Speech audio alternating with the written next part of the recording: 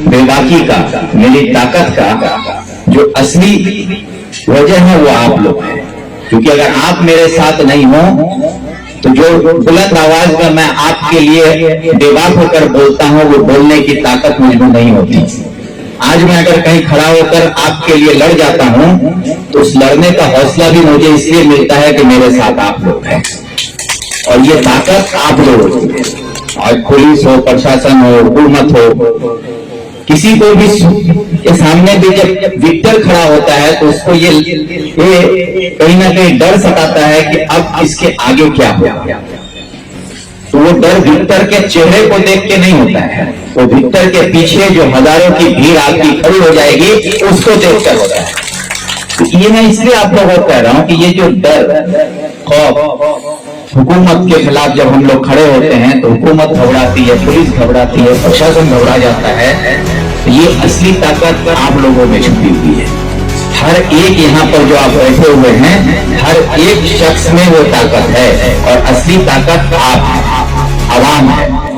सिर्फ परेशानी कहां पर है कि आप अपनी ताकत को पहचान नहीं पाते हैं या आप अपनी ताकत को समझ नहीं पाते हैं कि आपके अंदर जो जमहूरियत में हमारे देश का संविधान जो आपको ताकत दिया है बाबा भीमराव अंबेडकर साहब का, जो ये देन है हिंदुस्तान के लोगों के लिए, जो आज हम सब अलग अलग मजहब के लोग, अलग अलग जाति के लोग, अलग अलग भाषा के लोग, हम सब एक होकर, एकजुट होकर एक देश में एक साथ रह पाते हैं ना, ये किसी हुकूमत की देन नहीं है, ये किसी नेता मंत्री या प्रशासन की वजह से नहीं है, ये हमारे देश के संविधान की वजह से है। इस संविधान हमको ये इख्तियार दिया है कि इस देश में हर शख्स का बराबर हक है, हर शख्स को अपना मजहब अपने तरीके से मानने का इख्तियार है।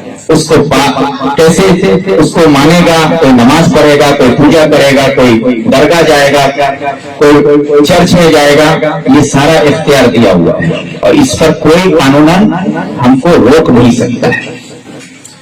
तो ये सब इख्तियार हमको हमारा संविधान से मिला हुआ है। आज आपको कोई बोलता है आके कि अगर हमारी सरकार आएगी तो गांव का शक्ति बंद हो जाएगा, बंद कर दिया जाएगा। फिर दूसरा कोई नेता आके बोलता है कि हमार सरकार থাকলে আপনারা যার যা খুশি सब खेते पारबेन। तो आपको लगता है यही बढ़िया है, सब लोग बाजी ये होता है ना कि बीजेपी की तरफ से ये धमकी दी जाती है कि हमारा सरकार आएगा तो हम गाय बंद करवा देंगे, और इधर ममता बनर्जी बोल देती हैं कि हम रहेंगे तो जिसको जो खाना है सब खा सकते हैं। तो आपको लगता है कि यही बढ़िया, लेकिन ये जो है ना, ये सोचने का फर्क है। क्योंकि गाय खाने से हम मुसलमान नहीं हैं। हमारा मुसलमान होने के लिए हमको गाय खाना जरूरी नहीं है, ऐसा कोई भी हदीस या कलाम पाक में या कहीं भी कोई भी उलमा बता दे कि हाँ गाय खाने से हम मुसलमान हैं। कलाम पाक में कुर्बानी के लिए जिस जानवर का जिक्र किया गया है उसका नाम है दुम्बा। दुम्बा का जिक्र है, गाय का जिक्र कहीं नहीं। लेकिन सियासत गाय पर होती है। इस बात को समझिएगा, हम क्यों ये बात कर रहे हैं कि सियासत गाय पर होता है, लेकिन इस्लाम के तहत कुर्बानी के लिए जिस जानवर का नाम लिया गया है वो है दुम्बा। लेकिन दुम्बा को लेके न मुसलमानों में कोई चर्चा है, न दुम्बा को लेके किसी और में कोई चर्चा है। चर्चा किसको है? गाय को लेके, और गाय पर सियासत हो रही है। कोई गाय खाने नहीं देगा, कोई गाय खाने देगा, यही सियासत है और इसी में हमको उलझा दिया जाता है। तो इस बात को समझिए कि हमको गाय खाने मिले या ना मिले, हम मुसलमान थे, मुसलमान हैं और मुसलमान रहेंगे, इससे हमारा कोई फर्क नहीं पड़ता है। लेकिन सियासत इसको इसलिए किया जा रहा है इस पर, ताकि आप के पास जो मुहैया है जानवर के तौर पर सबसे आसानी से गाय, और गाय की तादाद बहुत ज्यादा है मुल्क में, और गाय पर जो लोग रोक लगाते हैं सियासत के बहाने जो आज गाय के नाम पर गौ रक्षक बनाकर आज हिंदुस्तान में गौ के नाम पर कत्लेआम किया जाता है, एक दहशत का माहौल बना दिया गया। इसके पीछे जो सियासत है वो सियासत सिर्फ इतना है कि धर्म के नाम पर, गाय के नाम पर लोगों को बांट दो और एक डर का माहौल, दहशत का माहौल बनाओ जिससे हम अपना सियासी रोटी सेक सकें, और वही हो रहा है। और इसमें सिर्फ बीजेपी शामिल है ऐसी बात नहीं है, इसमें बराबर से हमारे मगरबी बंगाल की सरकार ममता बनर्जी भी शामिल है। जिस तरह से अगर आपके दो भाई में झगड़ा हो, एक भाई दौड़ के आता है नाफे के पास और एक भाई दौड़ के आता है इरशाद के पास। नाफे बोलता है तो मारिए केस को देखे लो, नाफे उसको केस करने भेज दिया। दूसरा भाई जो इरशाद के पास आया, इरशाद बोलता हो मैं तो मारिए तो टेंशन नहीं लो, नीचे ना चाहता हूं केस करो।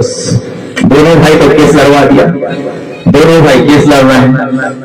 केस में जाकर के फैसला जो भी होगा वो 4 साल बाद होगा, 6 साल बाद होगा कि नहीं होगा पता नहीं, लेकिन फायदा किसको हो रहा है? पहला फायदा हो गया पुलिस को, पुलिस वहां पहले उससे पैसा लेगा, कोर्ट कचहरी का फायदा, सरकार का रेवेन्यू में पैसा जाएगा, भाई लोग का नेता बना इधर नाफे, एक भाई का नेता बन गया। ये लोग का अपना सियासी उल्लू सीधा कर लिया। तो ठीक यही खेल ममता और मोदी खेल रहा है, एक भाई हिंदू है, एक भाई मुसलमान है। मोदी के पास हिंदू जाता है, ममता के पास मुसलमान जाता है, दोनों मिलकर तो ये बोलता है कि भाई देखो तीजा लड़ मुकशी, दोनों लड़ रहे हैं, लड़के बर्बाद हो रहे हैं। और सियासी उल्लू कौन से इसका सीधा हो रहा है? ममता का, मोदी का। तो इस बात को समझिए कि आपको हमको उलझा के, बेवकूफ बना के, धर्म के नाम पर लड़ा के आप और हमको अलग कर दिया जा रहा है। एक आजम जो बात हम आप लोगों से कह रहे थे कि इस चीज को अब समझने का वक्त आ गया है कि किस तरह से हम लोगों को बांट के हिंदू मुसलमान के नाम पर मुल्क में, हमारे स्टेट में डराकर अपना सियासी रोटी सेका जा रहा है। लेकिन उनका रोटी तो चल रहा है, लेकिन पाका कशी, भूखमरी, बेरोजगारी हमारे घर में आ रही है।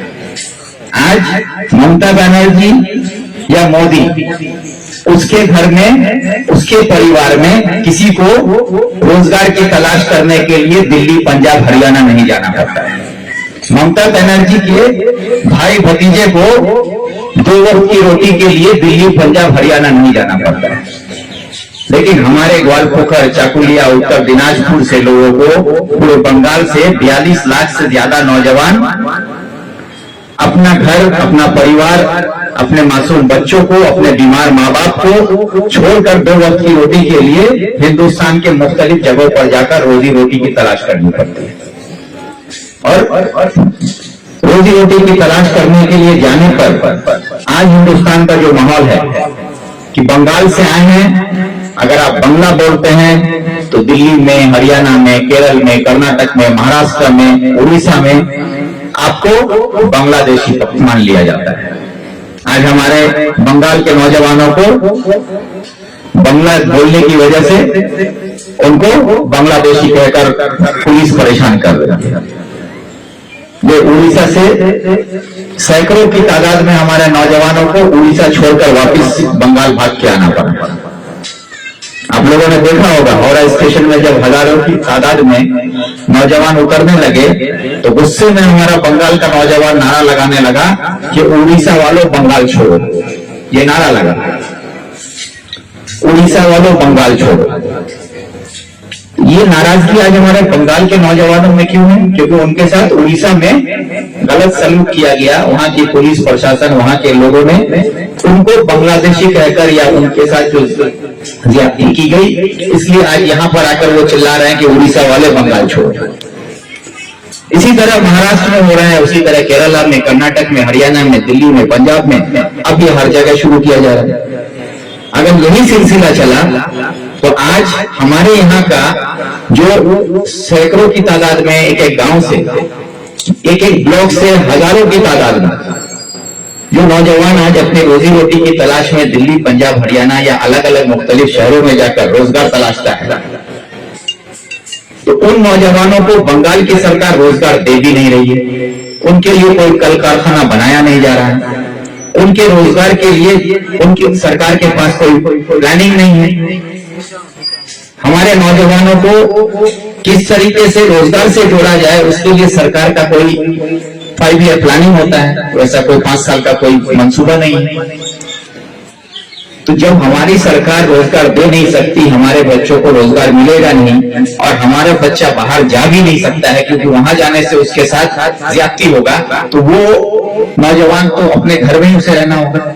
तो जब यहाँ रहेगा और यहाँ हमारे पास रोजगार भी नहीं है, तो वो नौजवान करेगा, उसका परिवार चलेगा कैसे?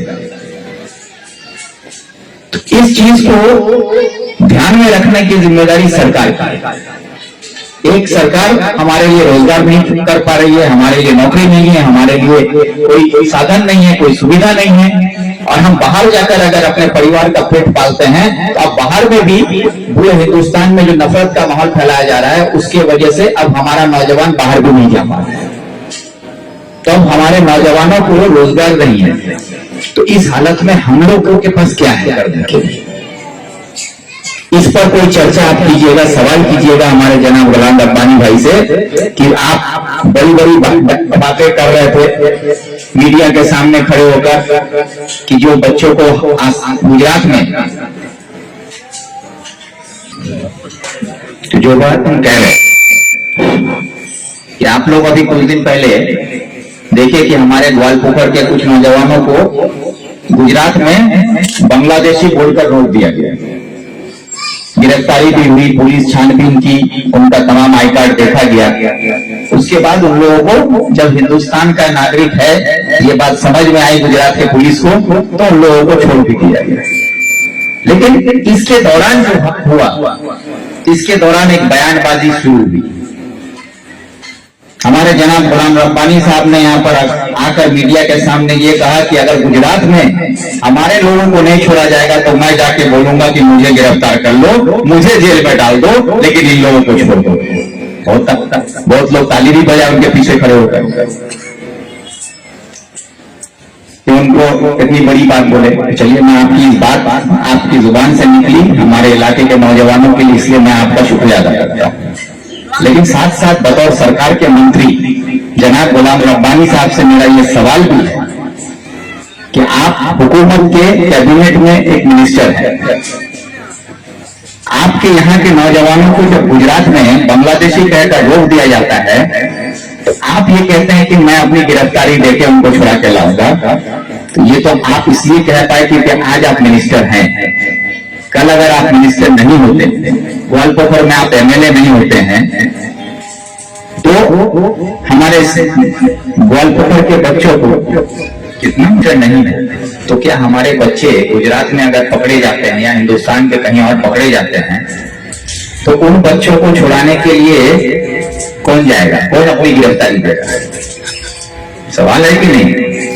सवाल यहाँ है कि आज आप सरकार में, हुकूमत में, तो हमारे यहाँ से जो बच्चे बाहर जाते हैं, ये बात जब कोरोना के वक्त में जब हमारे यहाँ से काफी बच्चों को, नौजवानों को अलग अलग शहरों में रोक दिया गया था, वो अपने घर वापस नहीं आ पा रहे थे, उनके लिए खाना नहीं था, रहने के लिए जगह तक नहीं मिल रहा था, निकाल दिया जा रहा था फैक्ट्री से बाहर। उस हालत में बहुत सारे ग्वालपोखर के लोगों ने मुझे फोन किया। उस वक्त मेरी पहुंच जहां तक थी, जितना मैं कर सकता था, मैंने उस टाइम इस इलाके के चकलिया, ग्वालपोखर, इस्लामपुर, करंदगी और भी मुख्तलिफ जगहों का लगभग 3-4 हजार लोगों के लिए खाने का इंतजाम करवाया था। कहीं पर उनको रहने नहीं दिया जा रहा था तो पुलिस भेजकर उनको रखवाने का इंतजाम करवाया था। तो ये सब करते वक्त मुझे एक चीज एहसास हुआ था कि हमारे यहाँ से कितने बच्चे वहां हैं, इसका कोई डेटा हमारी सरकार के पास है। उस वक्त मैंने डीएम उत्तर दिनाजपुर को फोन करके पूछा था कि आप हमको ये बताओ कि हमारे उत्तर दिनाजपुर से कितने नौजवान रोजगार की तलाश में बंगाल से बाहर हैं, मतलब उत्तर दिनाजपुर से बाहर गए हैं, बंगाल के बाहर कहाँ कितने लोग हैं। तो डीएम का ये कहना था मेरे पास कोई डेटा नहीं है कि कौन से ब्लॉक से कितना आदमी बाहर है। हम वीडियो से पूछे, वॉल पेपर वीडियो से, चकलिया वीडियो से, करंदी वीडियो से, किसी वीडियो के पास भी ये खबर नहीं है कि उसके ब्लॉक से कितना नौजवान बाहर है। तो ये बात मैंने उस वक्त भी सरकार से कही थी कि एक जिस तरह से आप हर देश का एक एम्बेसी बनता है, हिंदुस्तान के बाहर आप जब जाइएगा, आप अगर चले जाइए नेपाल चले जाइए, आप चले जाइए कुवैत चले जाइए, आप सऊदी अरब चले जाइए या किसी भी मुल्क में चले जाइए, तो वहां आपको हिंदुस्तान का एक एम्बेसी मिलेगा जो आपके हिंदुस्तान का कितना आदमी सऊदी अरब में है उसका एक एक डाटा उसके पास होगा कि हिंदुस्तान से 1 लाख आदमी सऊदी अरब में है और वो कहां पर है, सऊदी अरब में कहां काम करता है, क्या करता है। तो ये हर मुल्क का, तो हर स्टेट गवर्नमेंट का एक बंगला भवन हर स्टेट में है। ये लेकिन समझने वाला बात है, सरकार चाहे तो आराम से हो जाएगा। आप अगर कोई आज हैदराबाद से हमारा हैदराबाद में भी जाके आप पता कीजिए तो आपको वहां भी एक बंगाल भवन मिलेगा कि बंगाल भवन है, वहां पर देखिएगा। हैदराबाद में आप जाइएगा तो आपको वहां पर महाराष्ट्र भवन भी मिलेगा, वहां पर जाइए तो गुजरात का भी भवन है, राजस्थान का भी है, हर स्टेट का एक। दिल्ली जाइए बंगाल का भवन, बिहार में जाइए बंगला आवास है। उसी तरह आप हिंदुस्तान के किसी भी शहर में चले जाइए, किसी भी राज्य में चले जाइए, वहां बंगाल सरकार की तरफ से उसका एक आवास होता है। जब हमारे पास वो आवास है, वो आवास किसके लिए बनाया गया कि ताकि बंगाल से अगर कोई लोग जाए, बंगाल का कोई वीआईपी जाए, बंगाल से कोई मिनिस्टर जाए, बंगाल का कोई प्रोग्राम हो, हमारा कोई डिपार्टमेंट का आदमी जाए तो उसके रहने के लिए कोई परेशानी नहीं है। इसलिए वहां पर बंगला का मकान बनाया गया था, बंगला भवन बना दिया जाता है। तो जब हमारे पास बंगला भवन हर स्टेट में है तो हमारे हर स्टेट में हमारा बंगाल का नौजवान भी वहां पर है, तो उसी भवन को एक ऑफिस के तौर पर अगर इस्तेमाल कर लिया जाए कि बंगाल से कितने लोग महाराष्ट्र गए, तो महाराष्ट्र का जो बंगाल भवन है वहां पर उसको पहले एंट्री करना होगा ताकि वहां वो कहाँ काम करता है उसका, अगर उसके साथ महाराष्ट्र में कोई परेशानी हो तो हमारा बंगाल भवन में जो दफ्तर का ऑफिसर है वो उसकी जिम्मेदारी ले सकता है। आज हमारा कोई केरला में, कर्नाटक में जाके ऊंची ऊंची इमारतें बनाने में कोई गिर के मर जाता है, हमारे यहाँ खबर आता है कि फलना बेटा मरे गए। अब यहाँ बाप लाचार बेबस, वो कर्नाटक केरला के नाम जानता है, कभी देखा नहीं है, उसको जाना कैसे है पता नहीं है, वहां वो किसी को जानता नहीं है, उसके भाषा को नहीं जानता है, उस इलाके को नहीं जानता है, वहां का थाना पुलिस उसको नहीं सुनेगा। उस हालत में वो आदमी क्या करेगा? तो उस आदमी को बेबस और लाचार होके इधर उधर दौड़ता है, कुछ मेंबर को पकड़ता है, तो नेता को पकड़ता है, तो एमएलए साहब को पकड़ता है, तो मंत्री साहब को पकड़ता है। और जब जाता है तो एमएलए मंत्री साहब क्या बोलते हैं, इधर तो केरला बात है, ये तो इथेकार मंत्री मुझे केरला मंत्री केरला एम्बुलेंस कुछ भी ताका नहीं देती।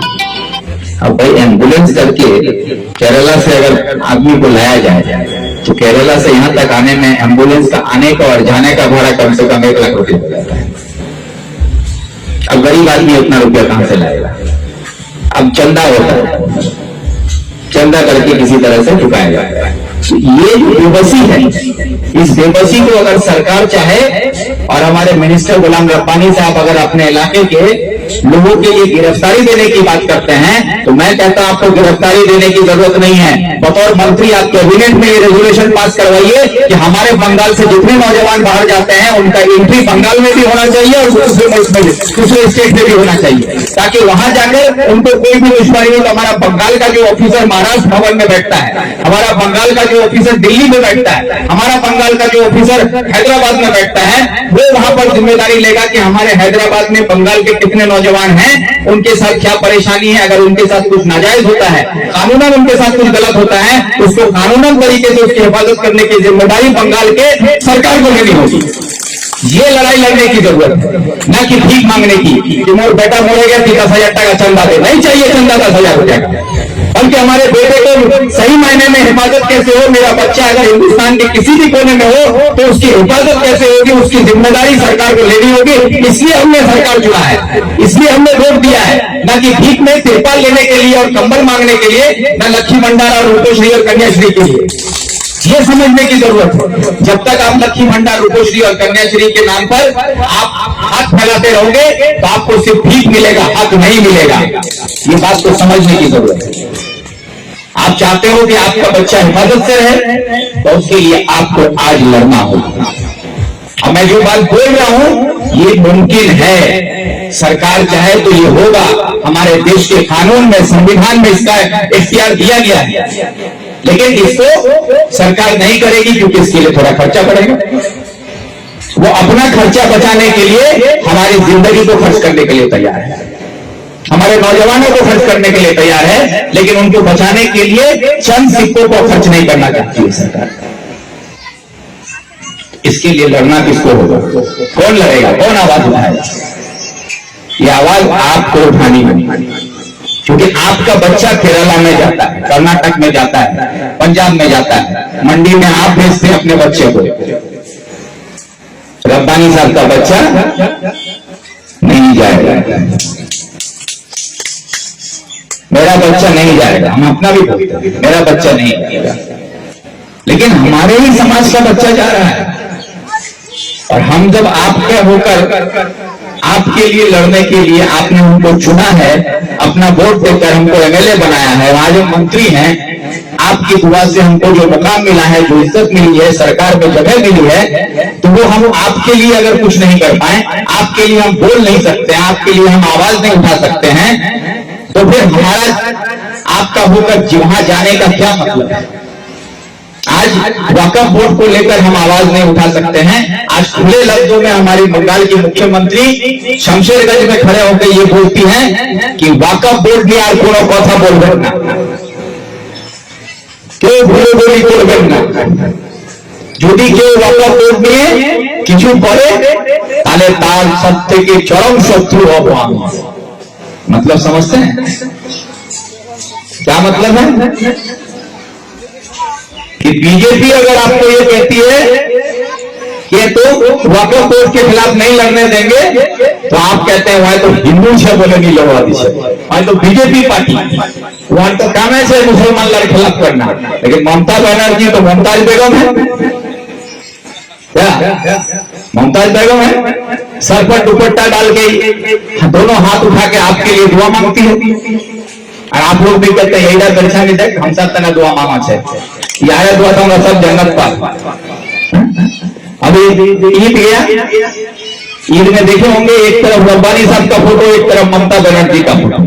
रब्बानी साहब भी हाथ उठा के, ममता बनर्जी भी हाथ उठा के, दोनों दुआ मांग रहा है। अब सब गोलकुफर में लगा आप लोगों, बाप रे देखे दिनों दिन दुआ मांग से यार दुआ से सब काम मिल जाए। वो दुआ आपके लिए नहीं है, वो दुआ अपने लिए है कि जैसे आप लोग हैं वैसे आप लोग रहिए, हम लोग का भला करते रहिए। तो इसीलिए आप लोग कह रहे हैं कि जो बुनियादी लड़ाई है कि हमारे यहाँ से 42 लाख नौजवान बाहर जाता है, उसकी हिफाजत के लिए आप और हमको लड़ना होगा। खुद सरकार को अलग से कोई दफ्तर बनाने की जरूरत नहीं है। हर अलग अलग स्टेट में बंगाल का भवन बना हुआ है, बस उसी भवन में ऑफिस खोल देना है। वहां पर हमारा सरकारी मुलाजिम भी है, बस वो मुलाजिम को जिम्मेदारी के साथ कि ये काम तुमको करना होगा। अब बंगाल से कितना आदमी गया, जिस स्टेट में गया वहां जाके पहले उसका एंट्री होगा, उसके बाद वो कहीं जा सकता। इतना करने में कोई बड़ा बात नहीं, इससे हमारे बच्चों को एक हिफाजत मिल जाएगा। तो ये काम कर सकते हैं, लेकिन ये काम के लिए आवाज नहीं उठता है। दूसरी बात हम बताते हैं, कुछ दिन पहले हम देखे कि यहाँ पर तालीम को लेकर चर्चा हुआ, गोलकुफर का बच्चा जो है डॉक्टर बनता है। जो लोग डॉक्टर बने हैं उन सबको मैं मुबारकबाद देता हूं, लेकिन मेरा सवाल यह था कि जो डॉक्टर बने हैं, क्या वो बच्चा हमारा लोधन हाई स्कूल से पढ़ के डॉक्टर बना है? क्या वो बच्चा हमारा धर्मपुर हाई स्कूल से पढ़ के डॉक्टर बना है? पांजीपाड़ा इलाही बख्श हाई स्कूल से पढ़ के डॉक्टर बना है? आपको देखिएगा ऐसा कोई बच्चा नहीं मिलेगा। ग्वालपोखर का किसी भी स्कूल से पढ़ के कोई बच्चा डॉक्टर बन के आया हो ऐसा नहीं मिलेगा। स्कूल में नाम लिखाया होगा, फिर बाप माँ वहां से छुड़ा के इसको किशनगंज में पढ़ाया है, कोई बाल मंदिर में पढ़ा है, कोई सेंट जेवियर्स में पढ़ा है, कोई जाके कहीं और पढ़ा है, कोई हो तो अलीगढ़ चला गया है, कोई दिल्ली चला गया है, कोई कलकत्ता चला गया है। वो बच्चा जाके डॉक्टर बन रहा है। क्यों? क्योंकि हमारे यहाँ पर डॉक्टर बनने के लिए साइंस का होना जरूरी है। बिना साइंस का कोई भी बच्चा डॉक्टर नहीं बन सकता है।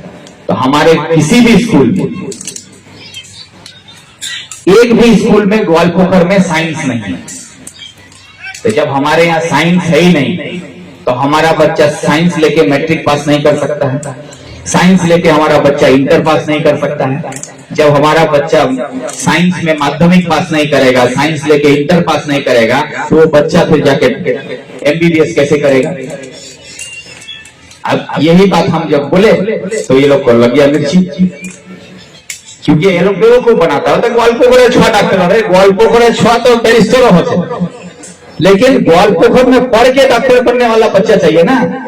अब कल अंबानी साहब बोलेंगे कि मोर छुआ डॉक्टर है, तो छुआ लंदन और मोर छे। अब लंदन से ध्यान वो डॉक्टर बनाया, बोलो ग्वालपोखर छुआ डॉक्टर बनेगे, तो ग्वालपोखर जो छुआ यदि डॉक्टर बने तो लोधन स्कूल पढ़े डॉक्टर बनाए लोधन, तब बोल लो तो क्या नहीं बना लो। ये नहीं, क्योंकि बेवकूफ बनाने का सारा काम है। ग्वाल आप लोग खुशी बात ग्वालपोखर छुआ डॉक्टर हो, अरे ग्वालपोखर छुआ हो लेकिन ग्वालपोखर पढ़े नहीं हो तोर छुआ डॉक्टर नहीं हुआ पावे। यार बापेर पैसा है वहां दिल्ली पढ़ाई लेबे, कलकत्ता पढ़ाई लेबे, दूसरा स्कूल पढ़ाई लेबे, लेकिन एक किसानेर छुआ, एक गरीबेर छुआ, एक चाय वाला छुआ, एक हाट से हाटत सब्जी बेचने वाला छुआ नहीं हुआ पावे, रिक्शा वाला छुआ नहीं हुआ पावे, किसानेर छुआ नहीं हुआ पावे। इस चीज को समझिए। और जब ये सवाल हम उठाएं तब ये लोग क्या बोलने लगे, अचानक देखे कि विपरीत पार्टी ऑफिस में तो प्रेस बुलाया गया। अब प्रेस में बुला के बोल दिया गया कि हम लोग तो साइंस बनाने के लिए दरखास्त जमा दे दिए हैं। तो विक्टर याद दिलाया, तब इन लोग को याद आया कि लोग दरखास्त दे दिया है। आज भी कौन कौन सा बोला 5 स्कूल का नाम दिए हैं। वो दरखास्त का कॉपी हम आज मांगते हैं मीडिया भाई की तरफ से कि हमारे मीडिया भाई वो 5 दरखास्त जो वो जमा दिए हैं, बोले थे कि साइंस का स्कूल बनाने के लिए, वो 5 दरखास्त का कॉपी आपके मीडिया के थ्रू ग्वालपोखर के लोगों को दिखाया जाए कि किस तारीख को किस दफ्तर में वो जमा देकर साइंस का मांग किए हैं। यकीन मानिएगा कोई दरखास्त नहीं मिलेगा। खाली बोल दिया मेरे दरखास्त दे दी, अब दरखास्त कहाँ पे ना होगा ये भी पता नहीं होगा आपको, समझे? इसीलिए ये सब बेवकूफ मनाता है। कुछ दिन पहले फिर ये लोग बोले क्या, अभी नाफे भी बोला ये बात, एक सारा स्कूल जो है इमाम साहब के वक्त में बना है। हम लोग का स्कूल ग्वालपोखर में, इमाम साहब मरहूम आज हमारे बीच में नहीं है। मैं उनके लिए अल्लाह ताला से जन्नत में उनको अच्छा मुकाम मिले इसकी दुआ करता हूँ। और मैं ये कहना चाहूंगा कि जो ये बात बोल रहे हैं आज, तो आप लोग यहाँ पर गवाह है कि मेरी जानकारी के मुताबिक कि इस पूरे इलाके में ग्वालपोखर 1 और ग्वालपोखर 2 चाकुलिया को लेकर सिर्फ 77 से पहले 3 स्कूल हुआ करता था। एक लोधन हाई स्कूल, एक मनोरा हाई स्कूल और एक तरियाल हाई स्कूल। ये Tariyal high school, Manora high school और लोधन हाई स्कूल के अलावा 77 साल से पहले इस इलाके में और कोई स्कूल नहीं था। अब मेरी बात अगर गलत है तो साबित करके देखें। आप चले जाइए स्कूल सब में घूमिए जाके, आप जाके धर्मपुर हाई स्कूल में जाके देखिए कौन सा साल में बना हुआ है, तो उसका तारीख वहीं मिल जाएगा आपको। आप चले जाइए टिचकटोला हाई स्कूल में, वहां जाके देख लीजिए। आप इलाही बख्श हाई स्कूल में जाके देखिए, सब 77 के बाद का बना हुआ है, जब वामफ्रंट की हुकूमत है, उसके बाद स्कूल बना। आज जितना भी स्कूल आप देख रहे हैं ये कांग्रेस के वक्त में जो बना था और बाद में जो वामफ्रंट के वक्त में बना, ये वही स्कूल आपके ग्वालपोखर की सरजमीन पर है। उसके अलावा एक भी नया स्कूल इस 14 साल सरकार में ममता बनर्जी के वक्त में नहीं बना। एक भी प्राइमरी स्कूल इस सरकार में, ममता की सरकार में नहीं बना। एक भी एमएसके नहीं बना, एक भी एसएसके नहीं बना, एक भी रविंद्र मुक्त विद्यालय नहीं बना, एक भी आंगनवाड़ी सेंटर नहीं बना, एक भी जूनियर हाई स्कूल नहीं बना, एक हाई स्कूल नहीं बना। और ये बोलते हैं कि सब ममता का तरक्की है। तो तरक्की कहाँ है जब हमारा कोई स्कूल नहीं बना, कुछ नहीं बना? उल्टा पूरे बंगाल में 8,209 स्कूल, सरकारी स्कूल बंद कर दिया गया। अगर मैं गलत बोल रहा हूं तो जब्बानी साहब जवाब दे, ममता बनर्जी जवाब दे, शिक्षा मंत्री जवाब दे कि नहीं विक्टर झूठ बोल रहे हैं कि 8,209 स्कूल पश्चिम बंगाल सरकार का बंद नहीं हुआ है। बोले नहीं बोल सकता है, क्योंकि 8,209 सरकारी स्कूल पश्चिम बंगाल सरकार ममता बनर्जी की हुकूमत में बंद हो चुका है। जब 8,209 स्कूल बंद हो गया तो आपको लगता है कि ये सरकार आपको नया स्कूल बना के देगा? जो पुराना स्कूल बचा नहीं सकता है, चला नहीं पा रहा है, वो 8,209 स्कूल बंद कर देता है, तो वो बोलता है कि हम स्कूल बना के देंगे। और ये नेता उन सबका बात सुनना होगा आपको। सच्चाई को समझने की कोशिश कीजिएगा कि ये लोग जो बोलता है वो करता नहीं, और जो करता है वो बोलता नहीं। तो ये हालत स्कूल बंद। अभी जो हालत था कि जो भी बचा खुचा स्कूल है उसमें हमारे बच्चों को जो भी टूटा फूटा तालीम मिल रहा था, ये रिश्वतखोर नेता लोगों की वजह से, रिश्वतखोर सरकार की वजह से हमारे पढ़े लिखे नौजवानों को लूटने के लूट के बिना पास किए हुए नौकरी देके आज 26,000 नौजवानों का जिंदगी बर्बाद कर दिया। 26,000 नौकरी चला गया। अब 26,000 जो नौकरी गया वो अलग। किसी स्कूल में अभी ऐसा भी हालत है कि सिर्फ प्यून बचा है, एक भी टीचर नहीं है। दरवाजा खोलने के लिए सिर्फ प्यून है, लेकिन दरवाजा के अंदर बैठने के लिए कोई टीचर नहीं है। हमारे गुआगांव स्कूल में, गुआगांव हाई स्कूल में, वहां से लगभग कितना 7 या 8 टीचर चला गया। तो इसी तरह जो स्कूल से टीचर चला गया, स्टूडेंट रह गया, अब उसको पढ़ाने के लिए टीचर नहीं है तो आपका बच्चा पढ़ेगा क्या? इसके लिए कोई सवाल नहीं कर सकते, इस पर आप लोग सवाल नहीं करते। आप लोगों को बोला है कि लक्ष्मी भंडार 25 ना, कन्याश्री 25 ना, रूपोश्री 6 ना, फ्री राशन 25 ना, बस आप बोलेगा हाँ इला तो खाची, इला तो पाची, तो बस हो गया। आप वही खाते रहिए, वही पाते रहिए। आपका बच्चा बेरोजगार आने वाले दिन में बनेगा। दिल्ली पंजाब जाने के लिए तैयार कीजिए, फिर दिल्ली पंजाब वाला मार के भगाएगा कि बांग्लादेशी है, भागो यहाँ से। फिर यहाँ पर आके उसके पास कोई काम नहीं रहेगा, तालीम नहीं रहेगा, रोजगार नहीं रहेगा, तो आपका बच्चा करेगा भूखमरी और लाचारी के अलावा फिर वही 5 किलो चावल और 1,000 रुपया लक्ष्मी भंडार की उम्मीद में आपको पूरी जिंदगी काटना पड़ेगा। आप अगर वही जिंदगी चाहते हैं तो फिर वैसा ही होगा। और अगर इससे बेहतर जिंदगी चाहते हैं कि अपने बच्चों को आप अच्छा मुस्तकबिल दे सके, उनको अच्छी तालीम, उनके लिए अच्छा रोजगार, उनके लिए अच्छा समाज। एक भी पक्की सड़क नहीं है, मुझे वहाँ पक्की सड़क चाहिए, ये उनका पहला बयान था। और वो आज भी विधानसभा में जाकर अगर आप लाइब्रेरी में खोजें तो 1977 में निर्दल उम्मीदवार के तौर पर रमजान अली साहब जीत के गए थे, उनका बयान दर्ज है। और वो बयान वहां पर हुआ, उसके बाद हमारे इस इलाके में सड़कों का काम शुरू हुआ, तब जाके नई नई सड़कें बनी, नक्शा बनाया गया, उसके बाद उसमें रास्ता के लिए मिट्टी डालकर पहले मिट्टी का रास्ता बना, फिर जाकर उसको पक्का वक्र का काम शुरू हुआ। आज जितना भी रास्ता में आप कर रहे हैं, आप सिर्फ रिपेयरिंग का काम कर रहे हैं। रिपेयरिंग समझते हैं? बनाया है, बाप बना के गया था तो कहीं प्लास्टर झड़ गया है तो बेटा जाके 4 खुंती प्लास्टर जोड़ के बोलता मैं भट्टा बनाए बिनू। तो बाप का बनाया हुआ बुनियाद था, उसी मकान में तुम रह रहे थे और उसी में आज कहीं पर रंग उखड़ गया है, कहीं प्लास्टर झड़ गया है, तो थोड़ा सा प्लास्टर पोत के थोड़ा सा रंग मार के बोलते हो कि मैं भट्टा चौक चौक करो बिनू। तो भट्टा तो बाप बना ही दे, याद रखो। आज इस बात को समझने की जरूरत है। मैं इसलिए कह रहा हूं कि ये जो आप लोग को दिखाया जाता है कि हम लोग रास्ता बना रहे हैं, ये रास्ता बना नहीं रहे, आप रास्ता मरम्मत कर रहे हैं। मरम्मत करना और बनाना दोनों अलग चीज है।